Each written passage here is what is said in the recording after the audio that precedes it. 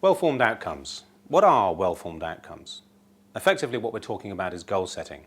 And so how do we make them as achievable as possible? In NLP, we have a system called well-formed outcomes. The first step of that system is it's stated in the positive. So you state your goal in terms of what you want, not in terms of what you're moving away from or what you don't want.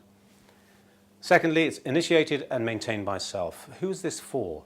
If the goal is for you, that's a strong motivator. If you're doing it because somebody else wants you to do it, when you hit a block, that may be all you need to actually then lose the impetus to really achieve the goal. Thirdly, sensory-based. What will you be seeing, hearing, and feeling?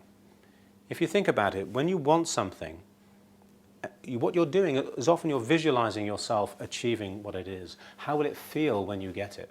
What may you be hearing, for example, when you get it? So the more sensory-based your goal is, the stronger the chance of you actually achieving it. There's more than one way to get to the outcome. If you hit a block, if you've got several ways of getting to your goal, then you have more chance of achieving it. The first step is specific and achievable. The old Chinese proverb says that a journey of 1,000 miles begins with a step.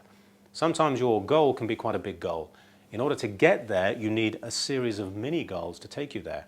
So if the first step on your goal is specific and it's achievable, then that will incrementally move you towards your goal. It increases choice. Ideally, of course, a goal will increase your choices. And finally, an ecology check. If by achieving this goal, it causes harm either to you or to the system around you, friends and family and so on, is the goal actually worth it? Do you really, really want it? So we run an ecology check to make sure that this will be something that benefits us and doesn't cause harm to either ourselves or to the greater system around us. So that's a well-formed outcome. If we look specifically at putting this into a goal, ask yourself, what is it that you want? What do you really want? Secondly, when, where, and with whom do you want this? Give it a context and a time frame. Thirdly, where are you now, so that you can measure your progress against where you've started? What will you be seeing, hearing, feeling when you get it? If you think about your goal, the mere fact of thinking about your goal will help you visualize it. How often do you hear yourself saying, I can't see myself doing that? Or, alternatively, I can really see myself wherever that particular goal is. Very, very important in terms of sensory-based language. What will you be able to do after you get it? What's the purpose of having this goal? And often where goals fall down is because once we achieve a goal, there's no goal beyond the goal. So often I've heard John Grinder actually say that in order to really have a goal really achievable, then there should be a goal beyond the goal. What will you be able to do once you achieve this particular goal? Who is this for? Is it for you?